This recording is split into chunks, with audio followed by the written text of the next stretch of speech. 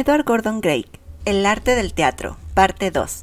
El actor y la supermarioneta. Ha sido siempre argumento de discusión si el actuar debe ser un arte o no, y si el actor debe ser un artista o algo bien diferente. No tenemos pruebas para afirmar que este problema haya angustiado a las mentes de los mayores pensadores de todas las épocas, aunque de todas maneras es razonable pensar que si lo hubieran considerado como digno de seria consideración, habrían aplicado el mismo método de investigación utilizado para examinar las otras artes, como la música, la poesía, la arquitectura, la escultura y la pintura. Por otro lado, en ciertos ambientes se han tenido encarnizadas discusiones sobre este argumento. Raramente han tomado parte en ella los actores. Aún más, raramente intervienen los verdaderos hombres de teatro, pero todos han dado muestras de gran arrebato. Por otra parte, injustificado, en compensación a un escasísimo conocimiento de la materia. Las argumentaciones de quienes sostienen que actuar no es un arte y que por esto el actor no es un artista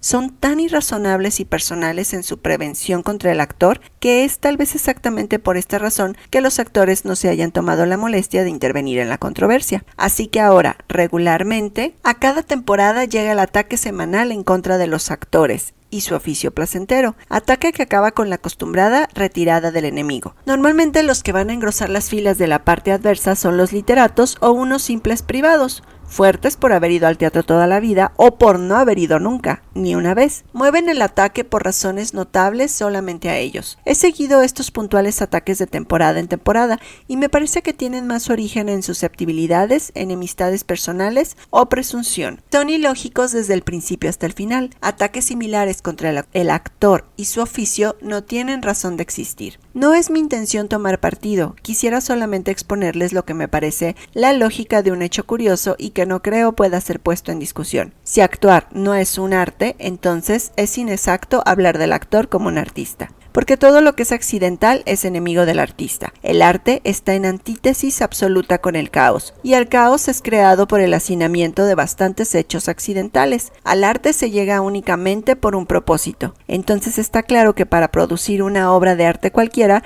podemos trabajar solamente con aquellos materiales que estamos en grado de controlar. El hombre no es uno de estos materiales. Toda la naturaleza humana tiende hacia la libertad. Por esto, el hombre trae en su misma persona la prueba que como material para el teatro, él es inutilizable. En el teatro moderno, puesto que uno utiliza como material el cuerpo de hombres y mujeres, todo lo que se representa es de naturaleza accidental. Las acciones físicas del actor, la expresión de su rostro, el sonido de la voz, todo está a merced de los vientos de sus emociones. Y si es cierto que estos vientos soplan continuamente alrededor del artista, excitándolo, no turban jamás su equilibrio. El actor, en cambio, se vuelve súcubo de la emoción que invade sus miembros.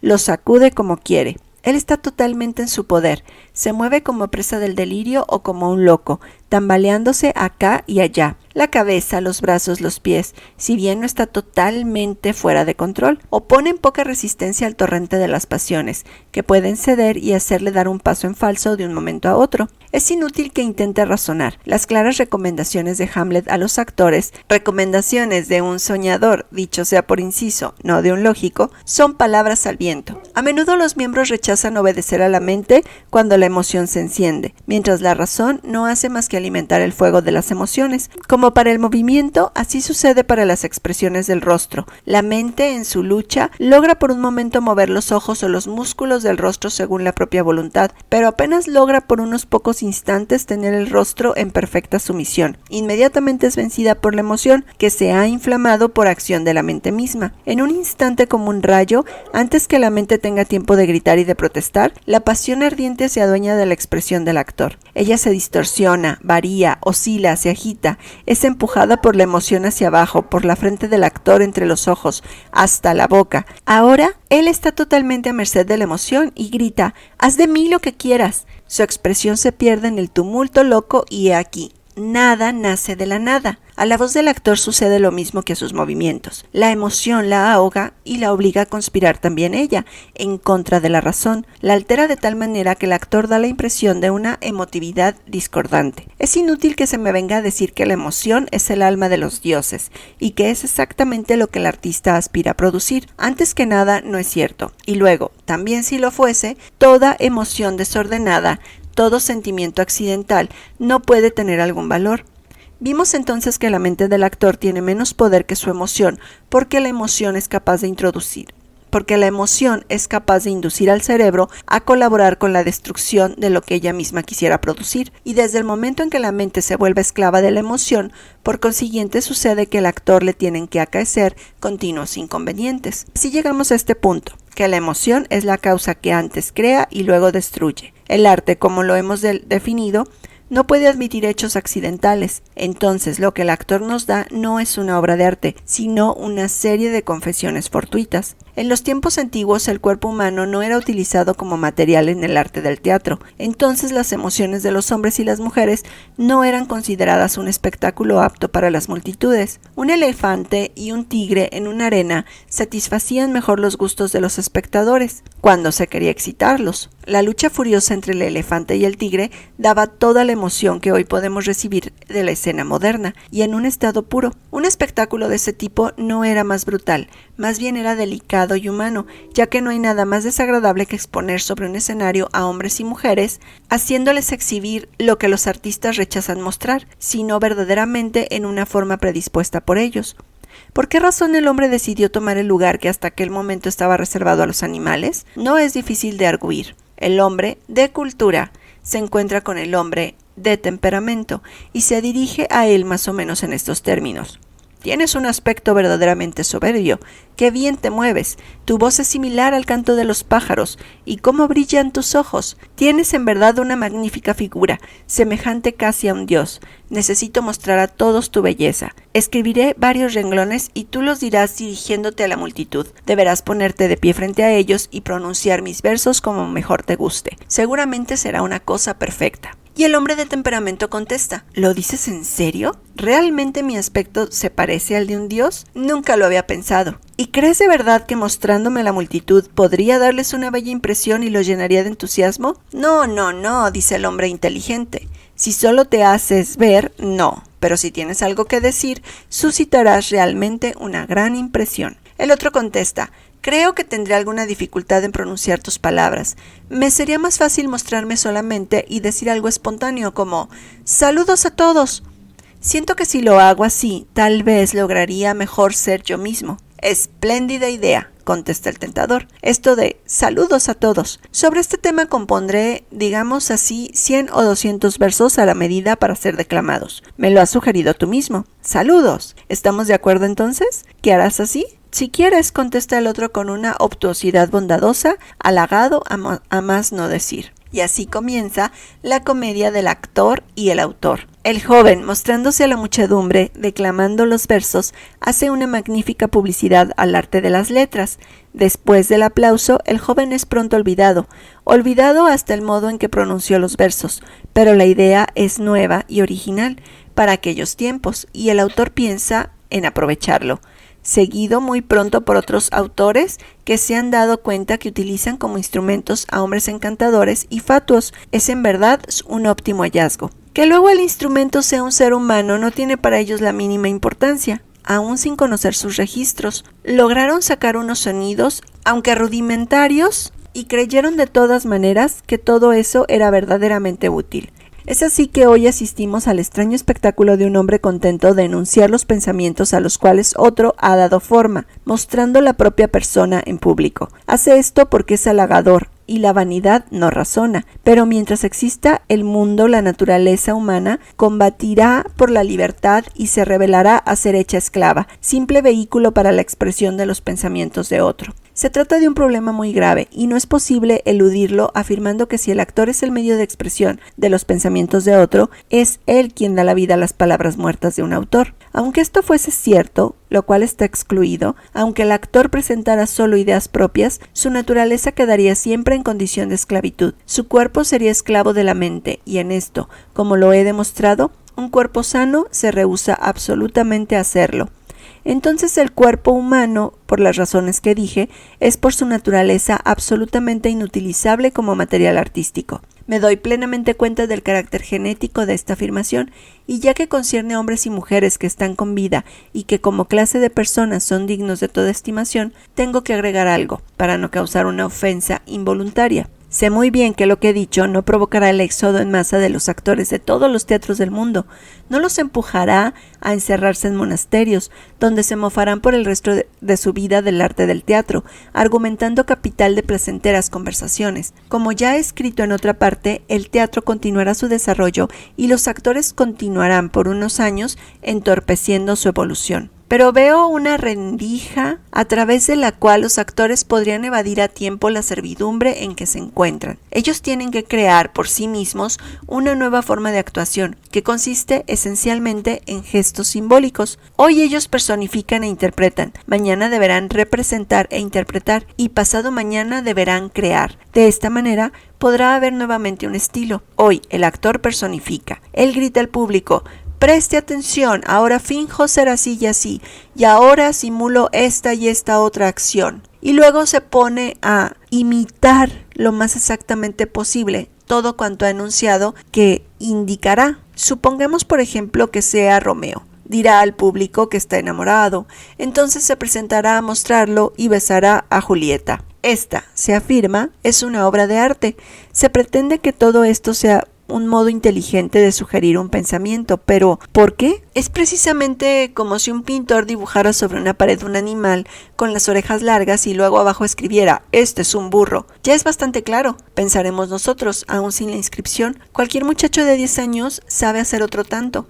La diferencia entre el muchacho de 10 años y el artista es esta: el artista es aquel que al trazar ciertos signos y ciertas formas crea la impresión de un burro, y en tanto más grande se logra suscitar la impresión del género burro de su esencia. El actor, en cambio, ve la vida como una máquina fotográfica, busca hacer un retrato que compita con una fotografía, no imagina ni siquiera que su arte sea similar, por ejemplo, al arte de la música. Él se esfuerza en reproducir a la naturaleza, raramente piensa en inventar con ayuda de la naturaleza y no aspira nunca a crear. Como ya dije, lo mejor que puede hacer cuando quiera tomar y expresar la poesía de un beso, el arrebato de un combate o la quietud de la muerte, es copiar fielmente, fotográficamente, beso, lucha, ya sea acostado, ya sea la mímica de la muerte. Pero si lo piensan, ¿todo esto no es pura idiotez? Mísero arte y habilidad de 4 centavos si no puedes ofrecer al público el espíritu, la esencia de una idea. Si está en grado solamente de exhibir una copia sin arte,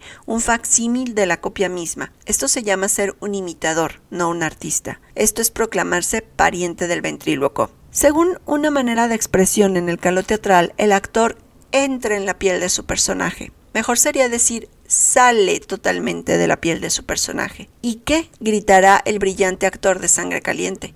¿No debo de tener ni carne ni sangre en este monótono arte de su teatro? ¿No tiene que tener vida? Depende de lo que ustedes llamen vida, cuando usan esta palabra en relación a la idea de arte. El pintor entiende algo muy diferente de la realidad inmediata cuando habla de vida, y también los otros artistas en general hacen lo mismo. Se refieren a algo esencialmente espiritual.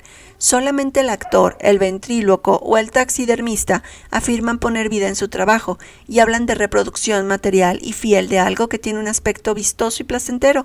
Por esto digo que sería mejor si el actor buscara salir completamente de la piel de su personaje. Si algún actor lee mi escrito, es posible que no logre hacerle entender el enorme absurdo de su comportamiento, de su convicción acerca de la necesidad de hacer una verdadera copia o una reproducción. Supongamos ahora que un tal actor está aquí conmigo mientras hablo. Invitaré a un músico y a un pintor a unirse a nosotros. Ahora dejémoslos hablar. En cuanto a mí, estoy harto de hacer el papel de aquel que por motivos banales denigra el trabajo del actor. Si he hablado de esta manera, lo he hecho por amor al teatro, porque espero y tengo confianza que dentro de poco tiempo una extraordinaria revolución hará surgir a nueva vida lo que en el teatro está en decadencia. En cuanto a mí, estoy harto de hacer el papel de aquel que por motivos banales denigra el trabajo del actor. Si he hablado de esta manera, lo he hecho por amor al teatro, porque espero y tengo confianza que dentro de poco tiempo una extraordinaria revolución hará surgir a una nueva vida lo que en el teatro está en decadencia, porque estoy convencido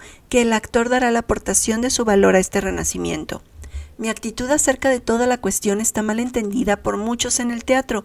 Es considerada como una actitud mía, exclusivamente mía. A sus ojos parezco un extravagante buscapleitos, un pesimista, un enojón, uno que está cansado de una cosa y busca hacerla pedazos. Por eso, dejaré hablar a los otros artistas con el actor y dejaré que sea este último el que se haga defensor de su causa, en base a la opinión de los otros, en materia de arte. Escuchemos conversar al actor, al músico, al pintor y a mí. Como represento un arte diferente, me quedaré en silencio. Al inicio, el discurso versará sobre la naturaleza.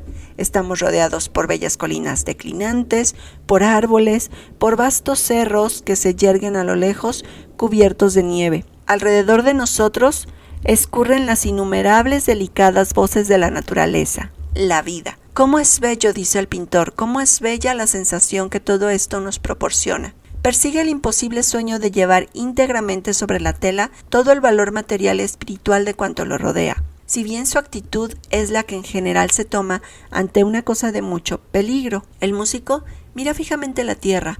La del actor es una mirada interior y personal, dirigida a sí mismo. Inconscientemente él saborea la sensación de sí mismo en el acto de representar la figura primaria y central en una escena verdaderamente buena. Recorre a grandes pasos el espacio entre nosotros y el panorama, girando en semicírculo, y mira el estupendo ambiente sin verlo, consciente de una cosa solamente, de sí mismo y de su actitud. Naturalmente una actriz se quedaría ahí, humilde, en presencia de la naturaleza. Ella no es más que una pequeña cosa, una pequeña y pintoresca partícula, ya que esta es la actitud y el papel que le conocemos.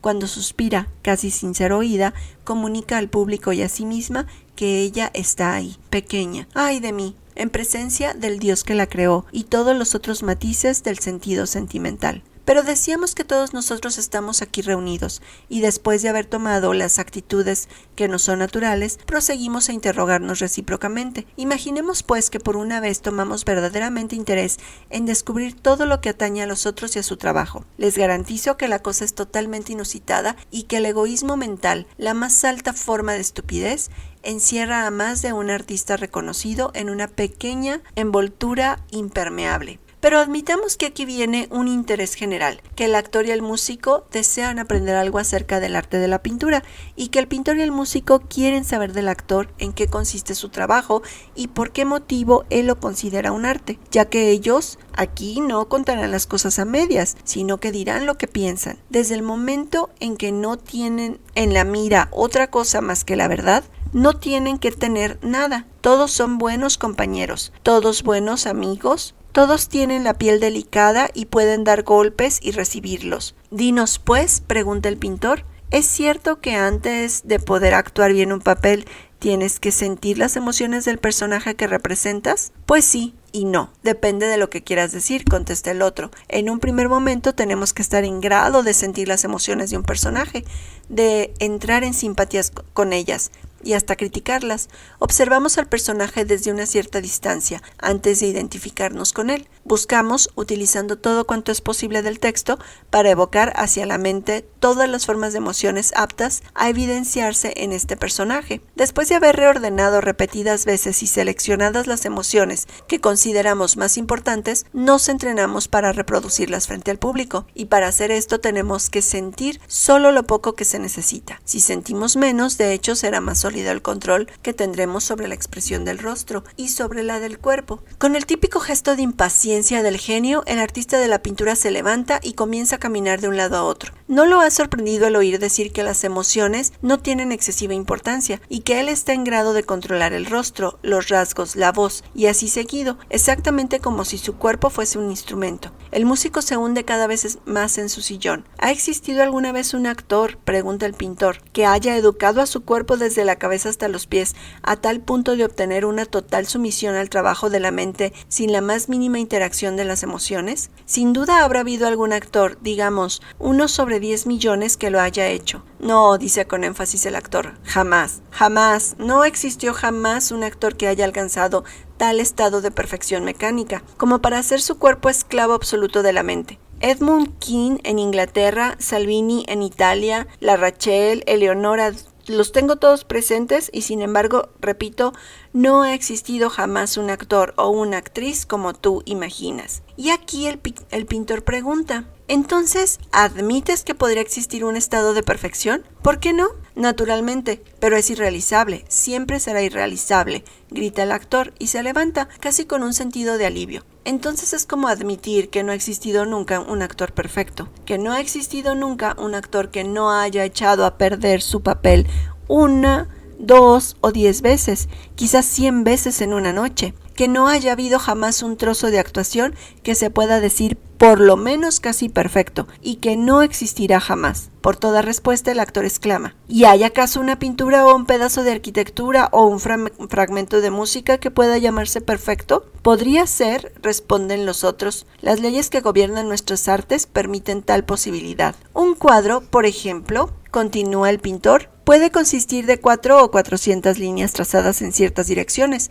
Puede ser elemental, pero es posible hacerlo perfecto. Es decir, puedo, antes que nada, escoger los instrumentos para dibujar las líneas. Puedo escoger el material sobre el cual disponerlas. Puedo meditar todo el tiempo que quiera. Puedo cambiar luego en un estado libre de conmoción, de prisa, de incomodidades y nerviosismo, prácticamente un estado escogido por mí, porque yo preparo, espero y elijo también esto. Puedo trazar unas líneas de golpe y así todo listo. Al ser dueño de mi material, nada, a excepción de mi voluntad, puede moverlas o cambiarlas. Y como dije, mi voluntad está totalmente bajo mi control. La línea puede ser recta u ondulada, o si quiero puede ser curva, y no existe riesgo alguno que si la intención es hacer una línea recta, me salga curva, o si hacer una curva me salga llena de ángulos. Y cuando todo esté listo, es decir, acabado, no será susceptible de cambios, a excepción de los que quiera aportar el tiempo, el cual al final terminará por destruirlo. La cosa está algo fuera de lo común, contesta el actor. Quisiera que fuera así en mi trabajo. Sí, contesta el otro artista, es una cosa verdaderamente extraordinaria, y es esto lo que hace la diferencia entre una afirmación inteligente y otra casual o accidental. La afirmación por excelencia inteligente es la obra de arte. La afirmación accidental es obra de la casualidad. Cuando las afirmaciones inteligentes llegan a las formas más elevadas, se vuelven obra de arte superior. Y por esto siempre he sostenido, y quizá pueda hasta equivocarme, que el trabajo de ustedes, los actores, no tenga las características de arte. Es decir, y tú también lo has dicho, que toda afirmación hecha en su trabajo está sujeta a todas las posibles deformaciones que la emoción quiera aportarle. Lo que uno se imagina con el pensamiento, el cuerpo no logra realizarlo a causa de su naturaleza. Prácticamente el cuerpo toma la delantera sobre la inteligencia, y sucede a menudo sobre el escenario que altera completamente los intentos. Algunos actores parecen decir: ¿qué ventaja existe en tener bellas ideas? ¿Qué objeto tiene concebir una bella idea, un bonito pensamiento, si luego el cuerpo, que está completamente fuera de control, echa a perder todo? Más valdría lanzar al mar la inteligencia y dejar que el cuerpo lleve adelante a mí y al espectáculo. Me parece que hay una enorme sabiduría en el punto de vista de tal actor. No se entretiene entre las dos cosas que luchan en él, uno contra otra. No tiene el mínimo temor del resultado. Le hace frente como hombre, a veces con demasiada temeridad, como un centauro, echa a la calle toda ciencia, toda cautela, toda razón, y el resultado es el buen humor de los espectadores, que por esto pagan con gusto. Pero nosotros aquí estamos hablando de otras cosas, no de buen humor, y aunque aplaudimos al actor que pone en muestra una personalidad de este género, no tenemos que olvidar que estamos aplaudiendo a su personalidad, es a él a quien aclamamos, no lo que está haciendo o la manera como lo hace, que absolutamente nada tiene que ver con el arte, con el orden o con el propósito. Eres en verdad una criatura querida, un amigo, exclama el actor riéndose alegremente, cuando me dices que mi actividad no es un arte. Creo entender lo que quieres decir. Intentas explicar que antes que aparezca en escena, antes que mi cuerpo comience a entrar en juego, yo soy un artista. Sí, quizás tú lo eres, porque como actor te calificaría de pésimo. Sobre el escenario eres abominable, pero tienes idea, tienes imaginación, y eres más bien una excepción. Te he escuchado mientras me decías cómo quisieras representar a Ricardo III. ¿Qué intentas hacer al respecto? ¿Qué extraña atmósfera pretendes crear de todo el conjunto? Y lo que tú has visto en ese trabajo y lo que has inventado, las añadiduras que has aportado, son tan notables, tan coherentes en su concepción, tan distintas y claras en la forma, que si pudiese hacer de un cuerpo, una máquina o un pedazo de materia inerte como la arcilla, y si eso te pudiera obedecer con todo movimiento por todo el tiempo que estás frente al público, y se pudiera poner a un lado el poema de Shakespeare, estarías en facultad de crear una obra de arte, con lo que está en ti. Porque no solamente habrías soñado, habrías ejecutado a la perfección, y habrías podido repetir tu ejecución infinitas veces sin mayores variaciones de las que diferencian dos monedas. Ah, suspira el actor. Me expones un cuadro horrible. Quisieras demostrarme que no tenemos ninguna posibilidad de considerarnos artistas. Quisieras demostrarme que no tenemos ninguna posibilidad de considerarnos artistas. Destruyes nuestro sueño más bello y no nos ofreces nada a cambio. No, no soy yo quien tenga que ofrecer, son ustedes los que tienen que encontrar. Seguramente existirán unas leyes fundamentales en el arte del teatro, así como las hay en la base de todas las artes verdaderas, y todo está en descubrirlas, en adueñarse de ellas para obtener todo lo que se desea. ¿No te parece? Posiblemente, pero esta búsqueda llevaría a los actores frente a un muro. ¡Silencio entonces! Es demasiado alto. Escálenlo entonces. ¿Y cómo podemos saber hacia dónde nos llevaría? Pues a la cima y después al otro lado. Sí, pero esto es hablar de locos, son discursos vacíos. Así es, en efecto, esta es la dirección de ustedes, compañeros. Tienen que seguir, volar por el aire, vivir en el aire. Cuando uno de ustedes haya empezado algo, algo sucederá. Pienso, continúa el pintor, que pronto encontrarán el cabo de la madeja. Y entonces, qué espléndido porvenir se abrirá ante ustedes. En realidad los envidio. Si la fotografía hubiese sido inventada antes que la pintura, a veces creo desearlo. Nosotros, los de esta generación,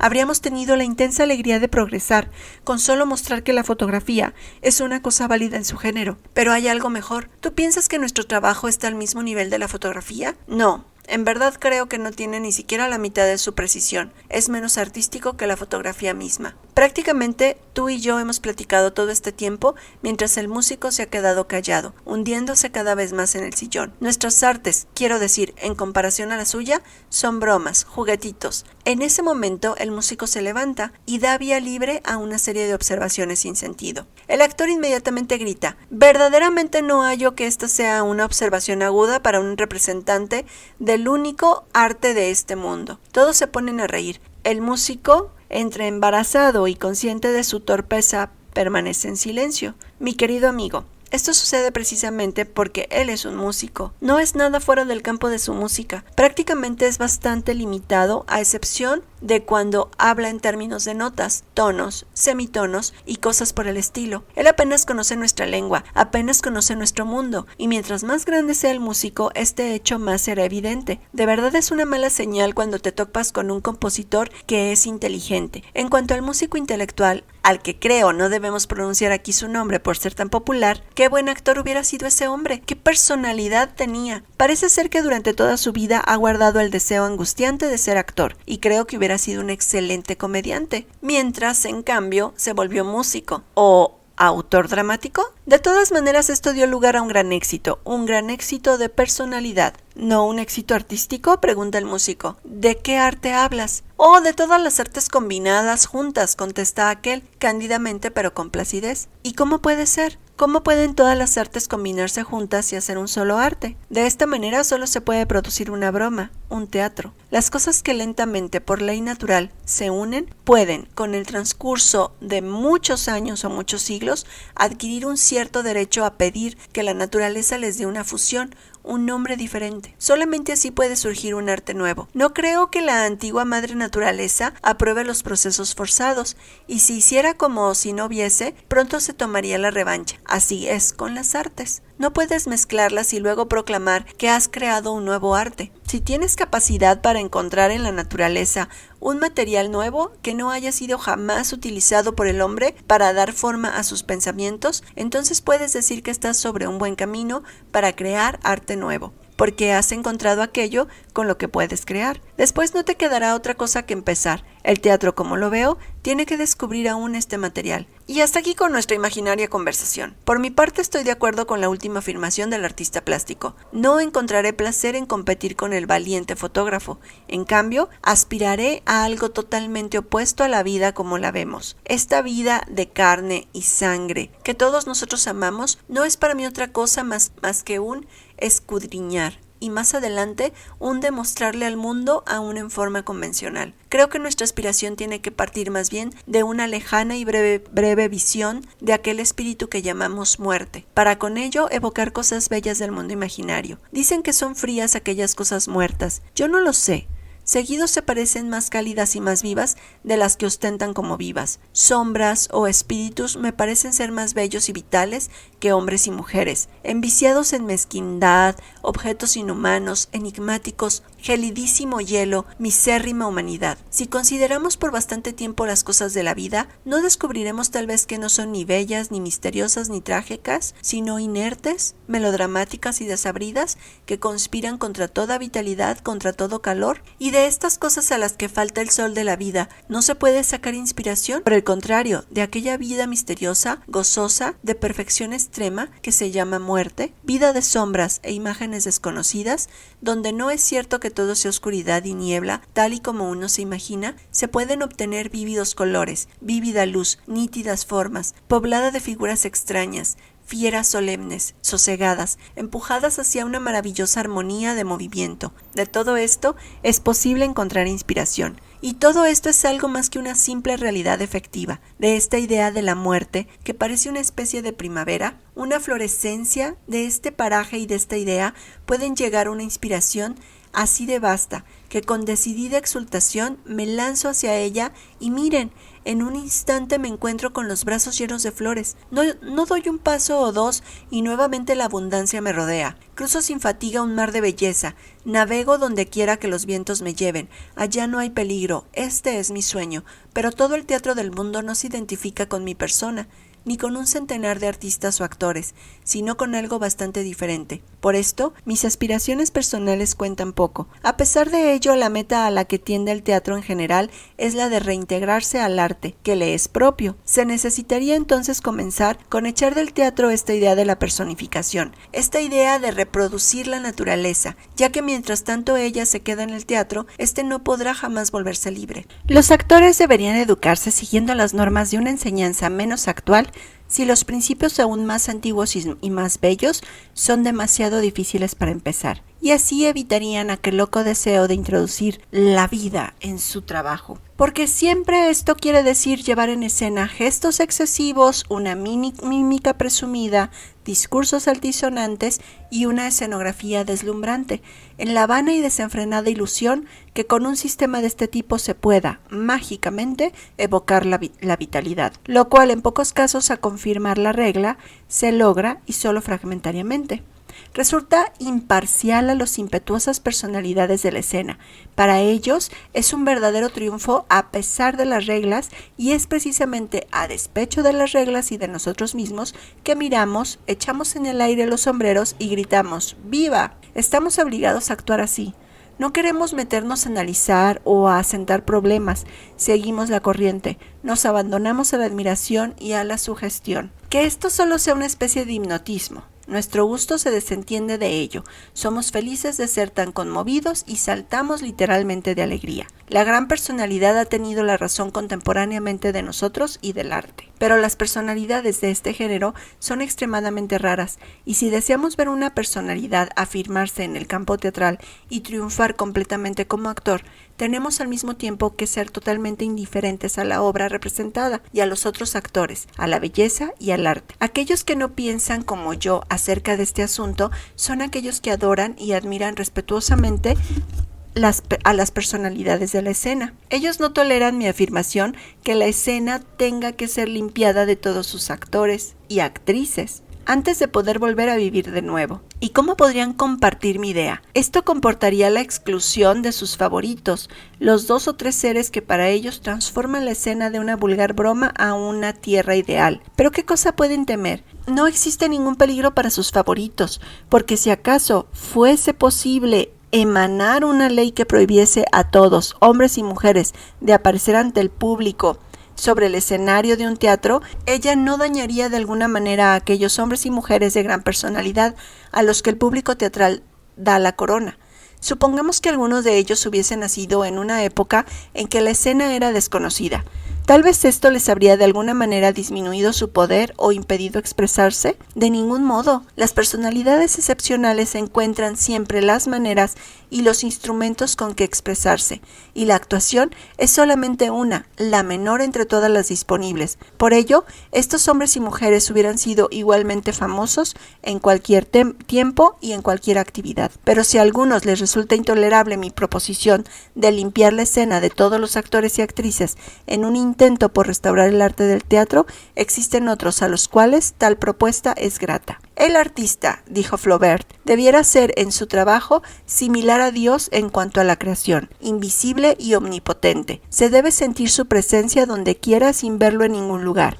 El arte debería ser elevado por encima de los afectos y de las susceptibilidades nerviosas. Ahora ya es tiempo de darle la perfección de las ciencias físicas por medio de un método riguroso. Y todavía, yo siempre he buscado no disminuir el arte para satisfacer una personalidad aislada. Flaubert alude principalmente al arte literario, pero si su opinión es tan intransigente respecto a lo escrito, a aquello que de hecho no se ve nunca y en cambio se revela solamente una mitad a través de su obra, imaginémonos qué resistencia hubiera opuesto a la presencia efectiva del actor, personalidad o no personalidad. Charles Lamb dice, asistir a la representación del Rey Lear es ver a un viejo tambaleante que va dando traspiés con un bastón, expulsado de su casa por las hijas en una noche de lluvia. Suscita solo piedad y disgusto, nada más. Dan ganas de ofrecerle un refugio. Es todo lo que se puede sentir cada vez que se asiste a una representación del Rey Lear. La maquinaria con la que se hace la imitación de la tempestad en la que él se encuentra, por rudimentaria que sea, siempre es más apta a representar los horrores de los elementos naturales que no un actor en hacer el papel de Lear. Más fácil sería llevar a escena el Satanás de Milton o una de las terribles figuras de Miguel Ángel, ya que Lear es esencialmente imposible de ser representado en escena. El Hamlet mismo parece casi imposible de representar, escribe William Hazlitt. Dante, en la Vita Nova, nos dice que en sueños el amor se apareció vestido como una joven. Al razonar sobre Beatriz, Amor dice a Dante, quiero que tú digas ciertas palabras en rima, en las cuales comprendas la fuerza que tengo sobre ti por ella. Estas palabras hacen que sea casi un medio, así que tú no hables con ella inmediatamente, que no es digno. Y aún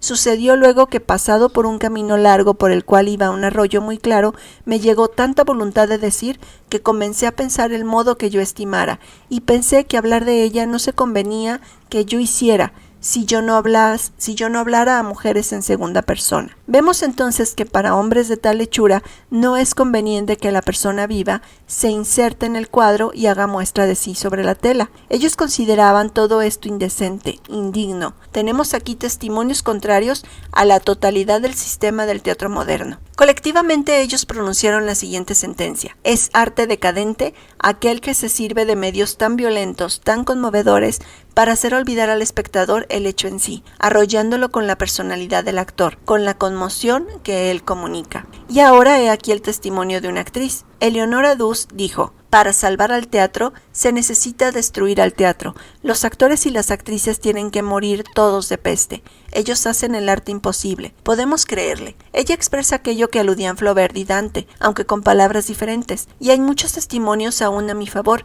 si esto no parece prueba suficiente. Hay gente que no va jamás al teatro, millones de personas comparado a las miles que los frecuentan. Luego tenemos el apoyo de la mayor parte de los empresarios del teatro actual. El empresario moderno piensa que sobre el escenario se tiene que presentar trabajos con escenografías suntuosas. Dice que no se tiene que ahorrar ningún sacrificio con tal de dar a los espectadores la ilusión de la realidad. Nos hace notar continuamente la importancia que tiene todo este lujo escénico. Insiste sobre todo esto por varios motivos, entre los cuales el que sigue no es el menos importante. Él siente que un trabajo simple y bueno representa un grave peligro. Ve que existe un tipo de gente contraria a este derroche de decoraciones. Sabe que ha habido en Europa un notable movimiento en contra de este enorme lujo que pretende exponer que los grandes trabajos salen ganando al ser representados con el más simple ambiente. Se puede probar que este movimiento de opinión es potente. Se ha difundido desde Cracovia hasta Moscú, desde París hasta Roma,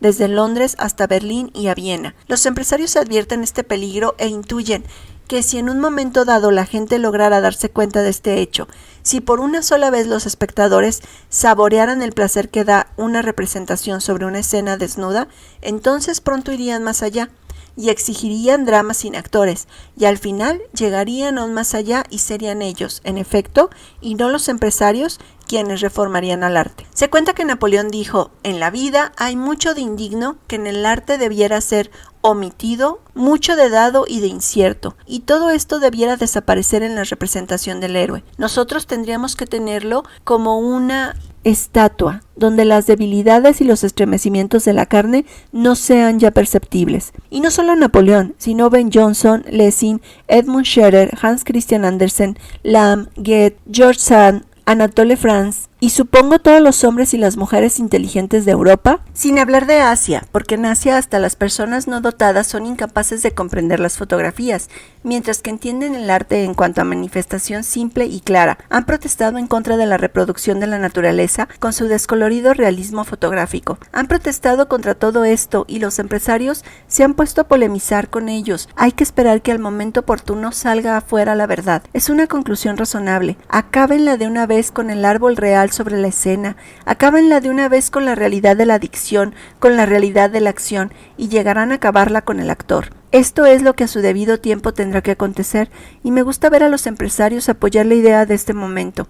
Acábenla con el actor y los medios con que actúa, y florea un degradante realismo escénico, y estos desaparecerían. No debería existir más una figura viva apta solo para confundirnos, haciendo todo uno de lo cotidiano y del arte, no una figura viva en la cual estén perceptibles las debilidades y los estremecimientos de la carne. El actor tiene que irse, y en su lugar debe intervenir la figura inanimada. Podríamos llamarla la supermarioneta, en espera de un término adecuado. Mucho se ha escrito acerca del títere, acerca de la marioneta. Se ha dedicado a ellos óptimos volúmenes y también han inspirado varias obras de arte. Hoy, que la marioneta atraviesa su periodo menos feliz, mucha gente la considera como un poco superior al muñeco y piensa que quizás sea una derivación de este último, lo cual es inexacto. La marioneta desciende de las imágenes de piedra de los templos antiguos y actualmente es la figura de un dios muy degenerada. Aunque queda siempre como la más querida amiga de los niños, sabe aún cómo escoger y atraer a sus sostenedores. Cuando alguien dibuja un muñeco sobre un papel, dibuja una figura embalsamada y cómica. Es que este hombre jamás ha pensado en el significado más profundo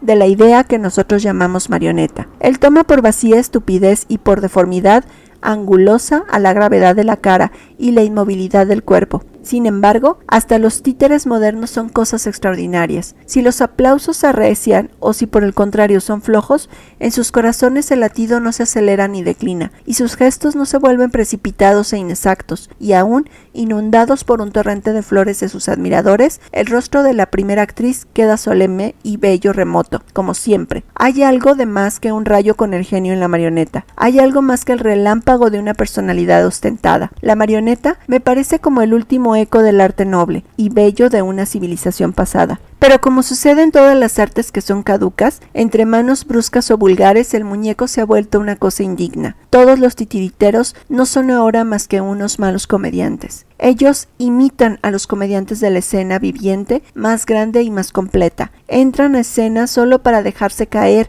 con el trasero al suelo. Toman solemnemente para tambalearse y hacen el amor con el propósito de que la gente se ría. Han olvidado el consejo de su madre, la esfinge. Los cuerpos de los títeres han perdido su gracia compleja, se han vuelto rígidos.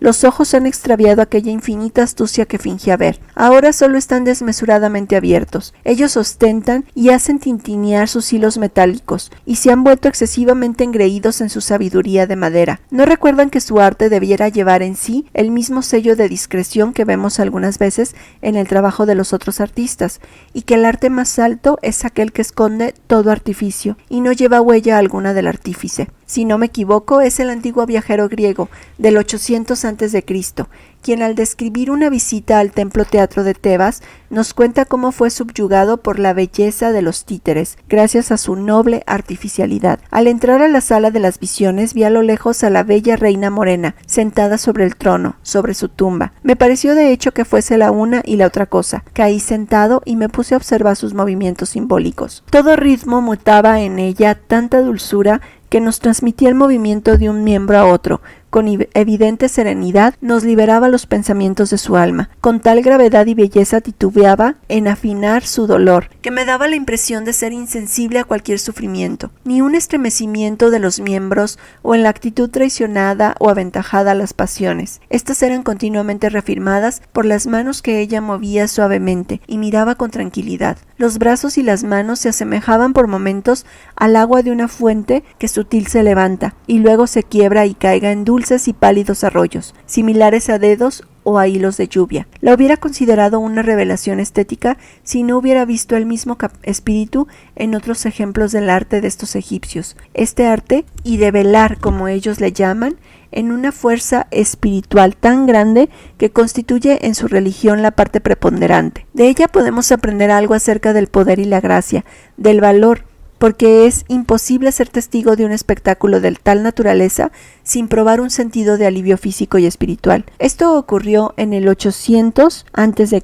Quizás ahora los títeres vuelvan otra vez a ser el fiel medio de expresión de los pensamientos del artista. Está prohibido tal vez esperar que en el futuro nos regrese nuevamente la imagen o criatura simbólica, también construida por la destreza del artista, permitiéndonos reconquistar aquella noble artificialidad de la que habla el antiguo escritor. Entonces no sufriremos más la cruel influencia de las sentimentales confesiones de debilidad a las que la gente asiste todas las noches y que inducen en los espectadores mismos la debilidad que ponen como muestra. Por esto tenemos que intentar reconstruir aquellas imágenes y no conformarnos únicamente con el títere.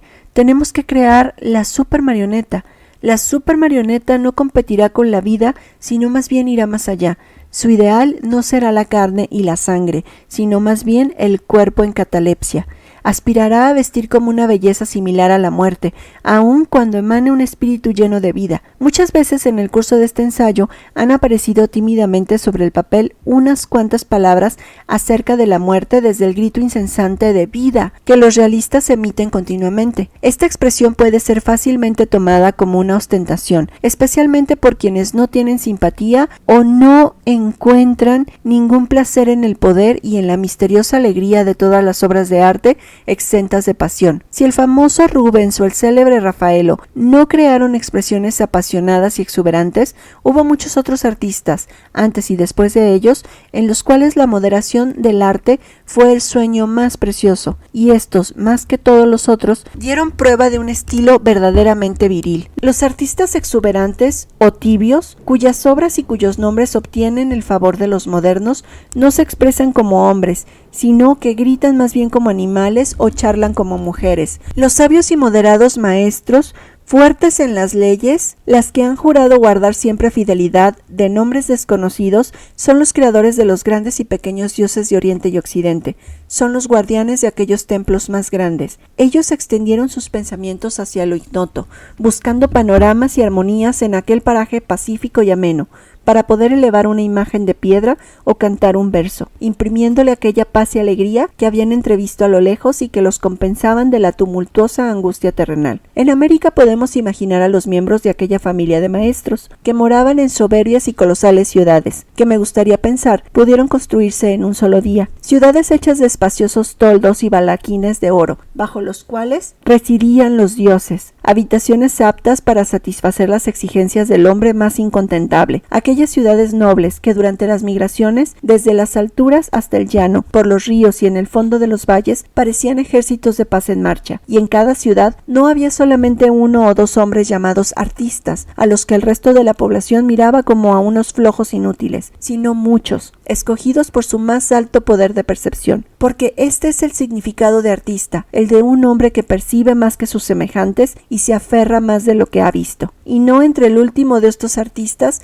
había el maestro de ceremonias, el instigador de las visiones, el ministro cuyo deber era el de celebrar el espíritu que los guiaba, el espíritu del movimiento. También en Asia, los olvidados maestros de los templos y de todo lo que ellos contenían habían empapado todo pensamiento, toda huella de su trabajo en ese sentido de tranquilo movimiento, en evocar a la muerte glorificándolo y exaltándolo. También en África, que para algunos comienza solamente ahora a ser civilizada, habitó este espíritu, esencia de perfecta civilización. Allí vivieron también los grandes maestros, los cuales no eran individuos obsesionados por la idea de exaltar cada uno su personalidad, como si fuese una cosa preciosa y poderosa, sino gente satisfecha de que una sagrada paciencia moviera sus cerebros y sus dedos en la sola dirección permitida por las leyes, al servicio de las simples verdades. Qué tanto la ley fue severa y qué poco el artista de aquellos tiempos se permitió hacer muestra de sus sentimientos personales, se puede constatar si se observa cualquier ejemplo del arte egipcio. Miren cómo cada miembro esculpido por los egipcios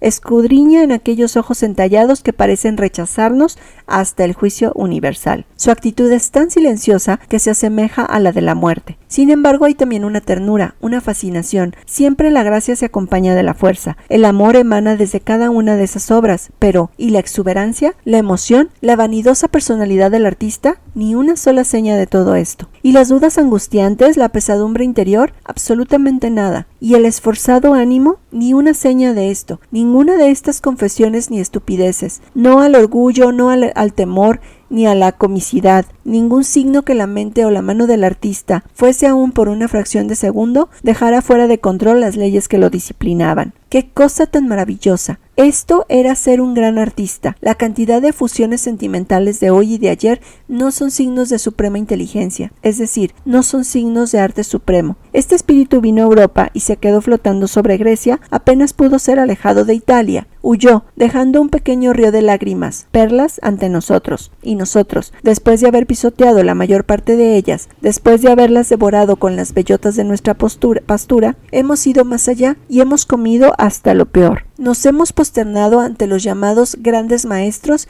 y hemos honrado a estas peligrosas y brillantes personalidades. Un día infausto pensamos en nuestra ignorancia. Ellos hubieran sido enviados para representarnos. Ellos hubieran venido a expresar nuestros pensamientos. En fin, que todo cuanto inspiraba su arquitectura y su música de alguna manera nos hubiera pertenecido. Y sin embargo, fue así que llegamos a poder pretender reconocernos en todo lo que habían puesto a mano. Teníamos que sentirnos presentes en su arquitectura, en su escultura, en su música, en la pintura, la poesía, y los incitamos a invitarnos con las palabras familiares. Vengan, vamos, no sean demasiado formales. Los artistas, después de muchos siglos, acabaron por ceder y nos han dado lo que pedíamos. Y sucedió que cuando esta ignorancia tuvo alejado el claro espíritu que un tiempo había gobernado la mente del artista, un espíritu oscuro tomó su lugar, el del oportunista, insolente en el trono de la ley, es decir, un espíritu estúpido en el poder, y cada uno empezó a gritar al renacimiento, mientras los pintores, los músicos, los escultores, los arquitectos competían sin parar el uno contra el otro para satisfacer la demanda que cada cosa fuese hecha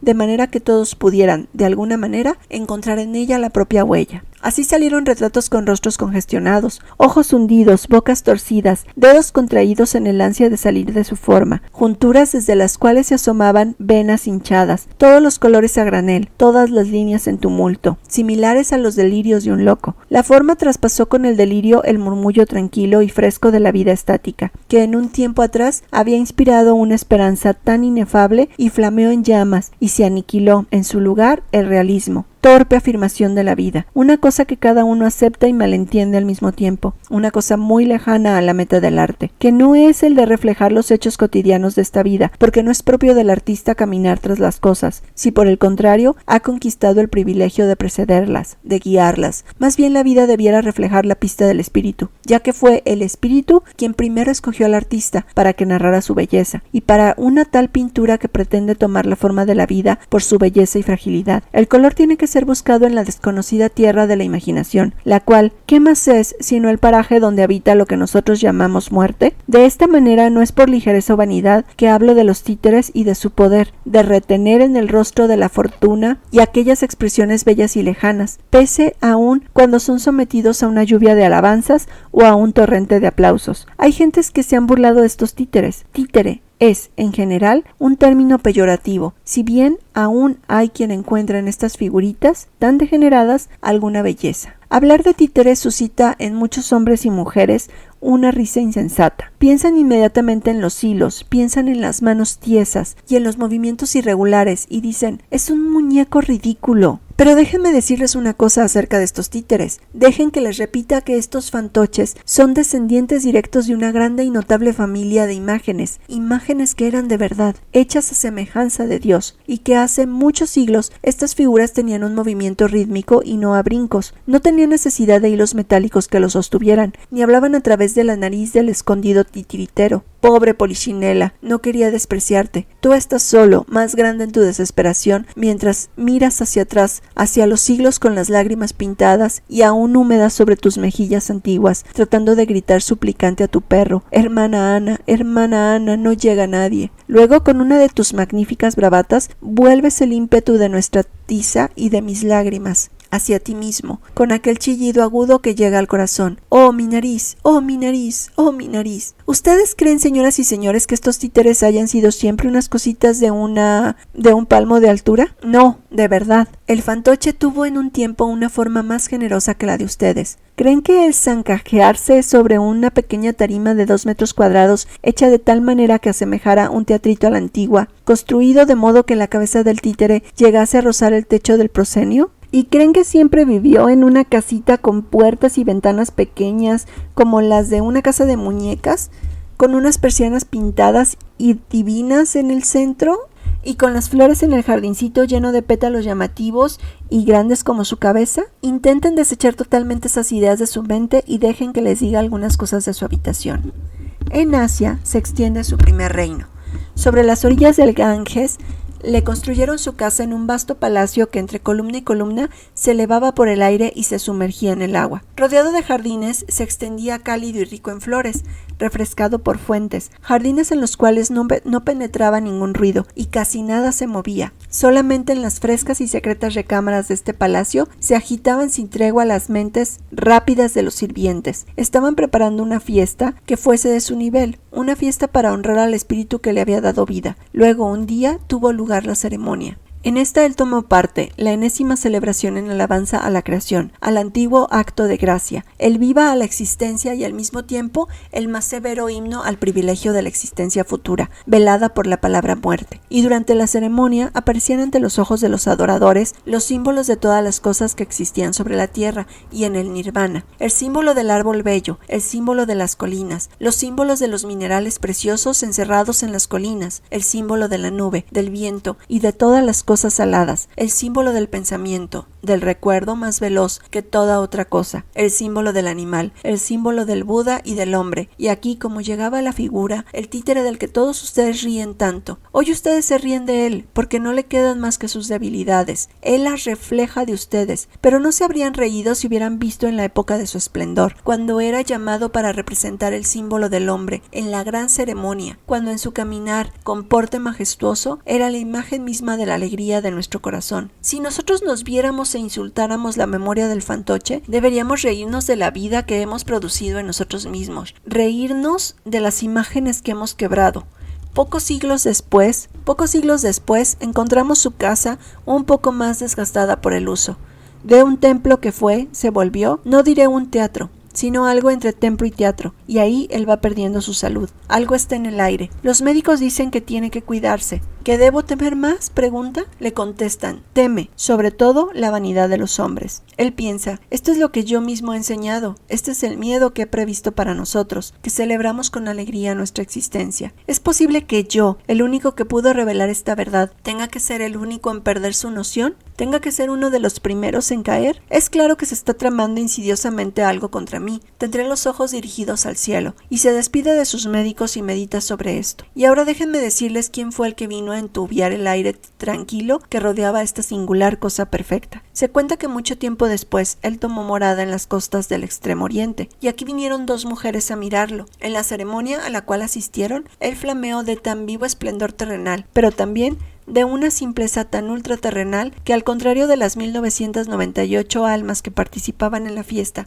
y a las que provocó un estado de éxtasis que iluminaba la mente aunque las embriagaba, en estas 2 mujeres se provocó solamente una embriaguez. Él no las vio porque mantenía los ojos fijos al cielo, pero las llenó de un deseo demasiado grande como para ser apagado, el deseo de elevarse a símbolo de la divinidad en el hombre. No interpusieron titubeos, se vistieron con sus mejores vestimentas, moviéndose con unos gestos efectos y lograron maravillar en los ánimos de los espectadores. Ellas construyeron para sí un templo y satisfacieron las peticiones del público con esta miserable parodia. Esto es lo que se cuenta. Es el primer recuerdo del actor en Oriente, en el que el actor nació de la loca vanidad de dos mujeres que no fueron suficientemente fuertes como para mirar el símbolo de la divinidad sin desear imitarlo, y la parodia se demostró provechosa. En 50 o 100 años se tuvieron que construir sedes para tales parodias en todas las partes del mundo. Las malas hierbas, se dice, crecen rápidamente, y en este desierto de malas hierbas, que es el teatro moderno, brotó rápidamente. La imagen de la marioneta divina atrajo menos admiradores, y las mujeres, por supuesto, se volvieron la moda. Con el desvanecerse del títere y la progresiva aparición de estas, en su lugar se impuso el espíritu oscuro que tiene nombre de caos, y sobre su huella el triunfo de las personalidades turbulentas. ¿Ven ahora qué cosa me ha empujado a amar, a empezar a apreciar lo que llamamos el títere, haciéndome detestar de lo que se llama vida en el arte? Yo rezo asiduamente por el regreso de la imagen, la super marioneta, en el teatro, y cuando ella vuelva, nada más ella será vista, y será amada de tal manera que una vez más será posible a los pueblos volver a encontrar en las ceremonias la antigua alegría. Una vez más la creación será celebrada, y le será tributado homenaje a la existencia, y será hecha divina y feliz. La intercesión de la muerte. Florencia, marzo 1907.